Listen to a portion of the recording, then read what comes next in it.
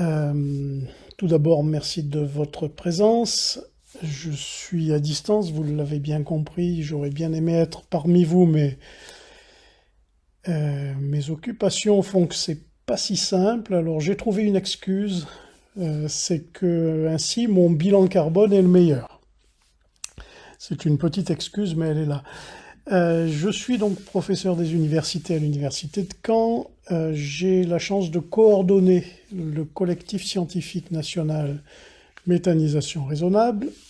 Et je vous engage tout de suite à lire un livre qu'a édité Christophe Gatineau sur la méthanisation agricole, une énergie qui sent le gaz.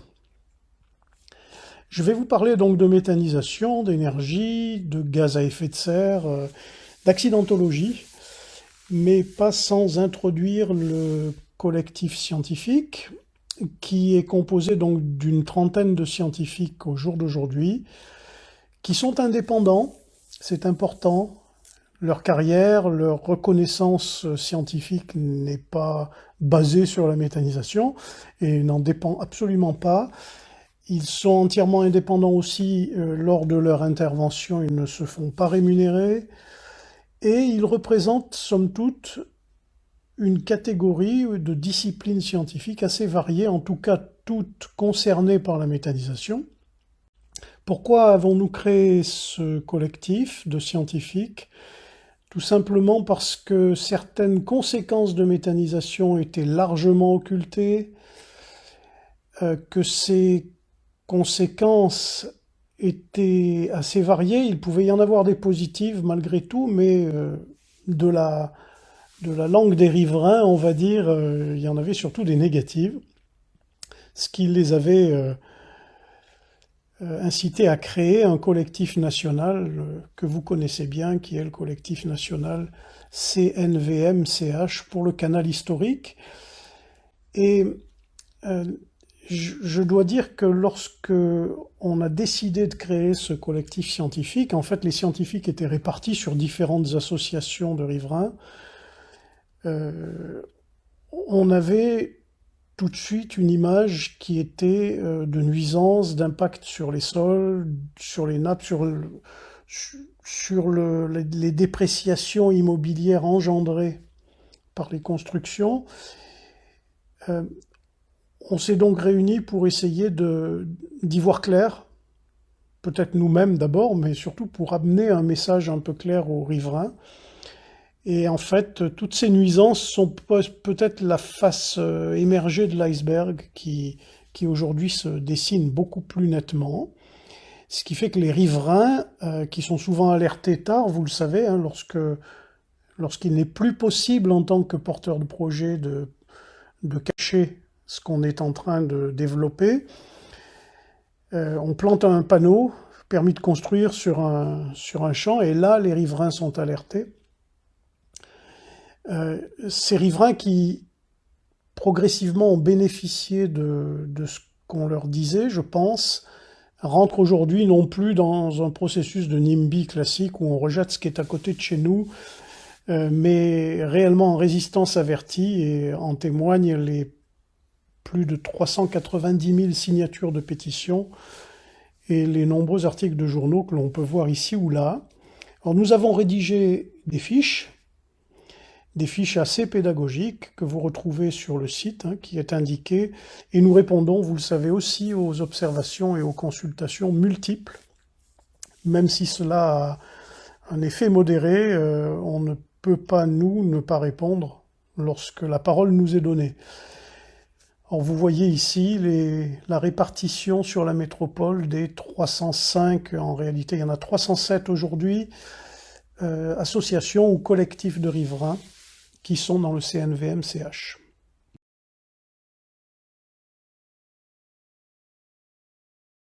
Je ne peux pas parler de méthanisation sans essayer de manière ultra brève de dire ce qu'est un méthaniseur. Et donc je n'ai pas la prétention ici d'aller très loin, simplement pour vous montrer qu'il y a des intrants de méthanisation, que les contrôles de ces intrants sont souvent visuels et qu'on va mettre tout ça dans un réacteur, que ce réacteur est privé d'oxygène que donc on est en réaction anaérobie, et qu'il va se créer toutes sortes de gaz. Et si on fait bien les choses, principalement, il y aura du méthane qui sera dégagé. Évidemment, le méthane est léger, donc il se récupère sous les jolis dômes que vous voyez un peu partout dans la nature et qui fait gonfler le dôme, sous l'effet donc des gaz, et puis de CO2, hein, dans les proportions indiquées ici, plus des gaz subalternes en proportion moindre, mais pas forcément négligeable. Et bien sûr, en bas se récupèrent deux phases qu'on va appeler, que beaucoup appellent des digestats, mais que nous on appelle des indigestats, puisque par exemple les solides n'ont pas été digérés. Et puis une phase liquide qu'on va voir peut avoir certaines incidences. Alors, le réacteur ne peut fonctionner que si le nombre total d'atomes de carbone rapporté au nombre total d'atomes d'azote se situe entre 20 et 30. Il fonctionne en dehors de ce domaine-là, mais moins bien, c'est-à-dire que si on veut effectivement beaucoup de méthane, il faut rester entre 20 et 30 pour ce rapport. Ce qui implique d'ores et déjà que si vous mettez des effluents d'élevage, qui ont la chance d'amener beaucoup de liquide, donc qui vont permettre d'économiser de l'eau, ces effluents vont amener surtout de l'azote, ou si vous mettez par exemple des matières stercoraires, des résidus d'abattoir, vous amènerez beaucoup d'azote, donc le rapport va être très bas et ne va pas produire beaucoup de méthane. Et à l'inverse, si vous êtes grand céréalier et que vous amenez beaucoup de végétaux, vous allez augmenter C, donc le rapport va se situer en dessus de 30. Et vous voyez bien que ça n'est pas propice dans les deux cas à produire beaucoup de méthane. Donc les grands éleveurs vont devoir aller chercher des céréales assez loin, et les grands céréaliers vont devoir aller chercher des effluents assez loin. Ça entraîne directement le fait que les zones de chalandise et d'épandage sont très éloignées. D'une manière moyenne, si vous mettez, bien sûr ça varie hein, selon ce que vous faites, mais de manière moyenne, en gros, si vous mettez 100 000 tonnes d'intrants sur une année, vous allez récupérer 10 000 tonnes de gaz. Dans ces 10 000 tonnes de gaz, on le voit, il y a surtout du CH4 et du CO2. Si vous voulez faire de l'injection, vous récupérez, vous épurez. D'abord, il vous faudra sécher, puis désulfurer. Et puis là, si vous voulez injecter, vous devez épurer le gaz. Le mélange de gaz CH4-CO2 qu'on appelle biogaz, vous l'épurez pour en faire du biométhane et vous récupérez donc 6000 tonnes de biométhane. Donc 6% de la masse des intrants, hein, pas plus.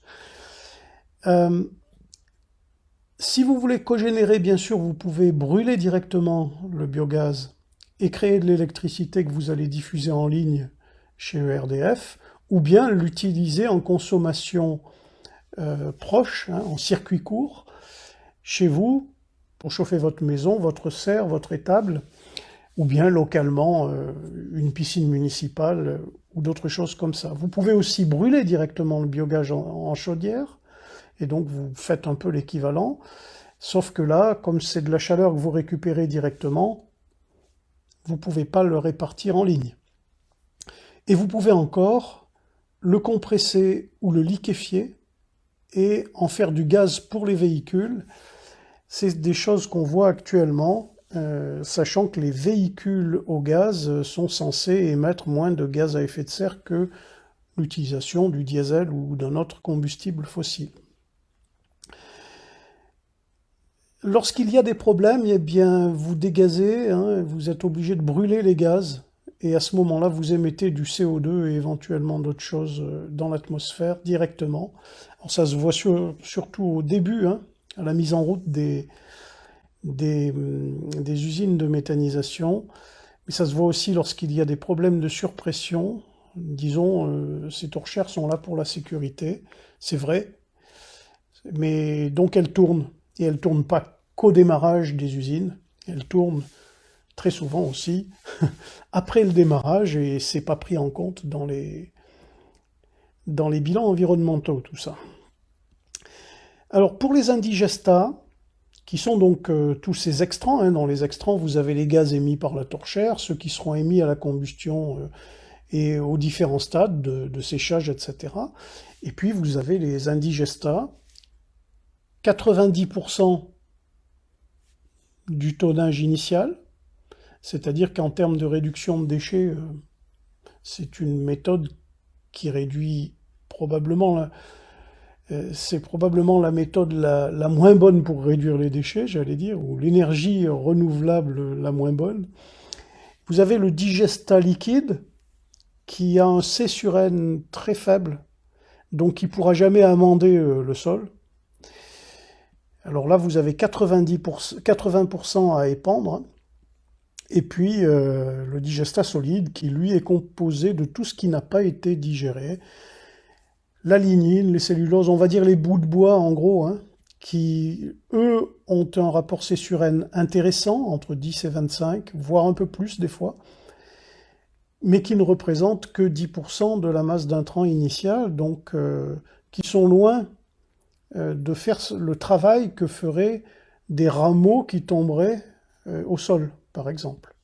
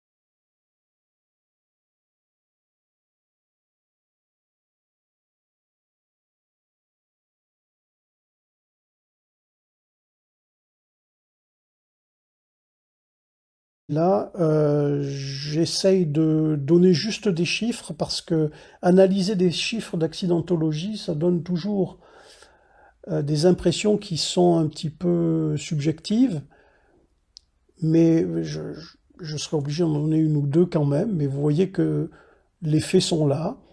On relève, alors aujourd'hui 332, 329 il y a quelques jours, accidents sur 209 sites en France. Ces cartographies sont libres d'accès sur Google, hein.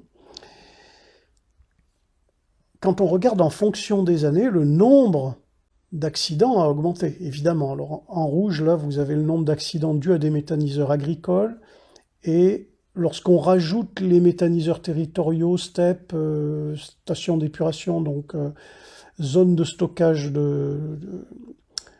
et zones d'enfouissage, plus les industriels, on monte, vous voyez, jusqu'ici. Mais clairement, ce sont les méthaniseurs agricoles qui donnent la majorité, la très grande majorité des accidents. Euh, alors on peut me contredire en disant oui, mais c'est normal qu'il y ait plus d'accidentologie depuis qu'on développe la méthanisation, puisqu'il y a plus de méthaniseurs. C'est vrai. Donc on va le pondérer par le nombre de méthaniseurs en fonctionnement. Et pour ça, j'ai pris une date limite, vous voyez, qui est là. Ma date, elle est en 2000, je compte jusqu'en 2014 et après 2014, en pondérant par le nombre de méthaniseurs existants. Jusqu'en 2014, j'observais à peu près, on va dire, 7 accidents tous les 1000 méthaniseurs par an. Et depuis 2015, j'ai 38 accidents tous les 1000 méthaniseurs par an. Alors, si vous faites le ratio, hein, ça veut dire que vous avez en gros un tout petit peu moins de 6 fois plus d'accidents depuis 2015 qu'avant. Et ça, c'est lié à deux choses. D'une part, il y a plus de méthaniseurs agricoles qui sont moins contrôlés. C'est forcé puisque, on le voit, l'accidentologie, il n'y avait pratiquement pas d'agricoles avant, il y en avait bien sûr, mais il y avait zéro accident agricole avant. Il y avait des accidents dus aux ISDND et aux STEP, ils sont tous là, mais en proportion, il n'y en avait pas beaucoup. Et la deuxième raison, c'est qu'on a mis des subventions et qu'on a ouvert les robinets tellement que on va à volo. Donc on est, alors là c'est un peu subjectif, mais mine de rien, cette augmentation est due à ça, puisque c'est ça qui fait que la méthanisation agricole se développe. Un petit peu de type d'accident, vous voyez que ce qui arrive en premier, hein, ce sont les incendies, les fuites, les explosions, les pollutions olfactives, les mises en dépression ou les arrachements de bâches, les pollutions des eaux, c'est pas rien.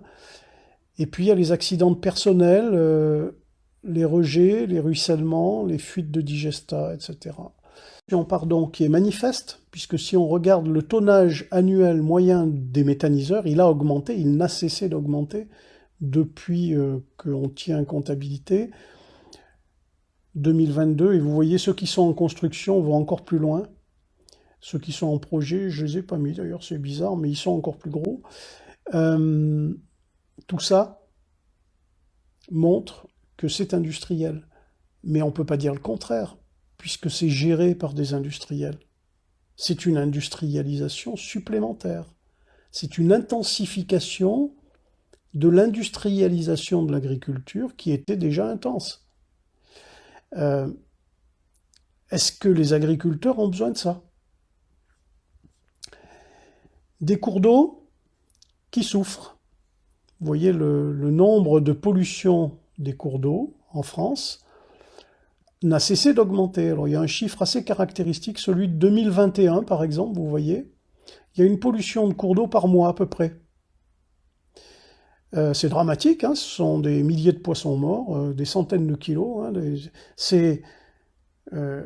on doit réagir face à ça, c'est évident. Et je ne vois pas de réaction manifeste de la part de nos gouvernants. J'en ai pas eu un qui m'ait appelé lorsqu'on publie ce genre de choses.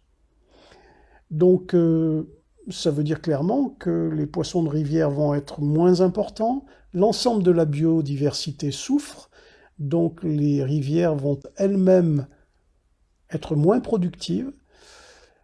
Ça va engendrer des choses assez dramatiques.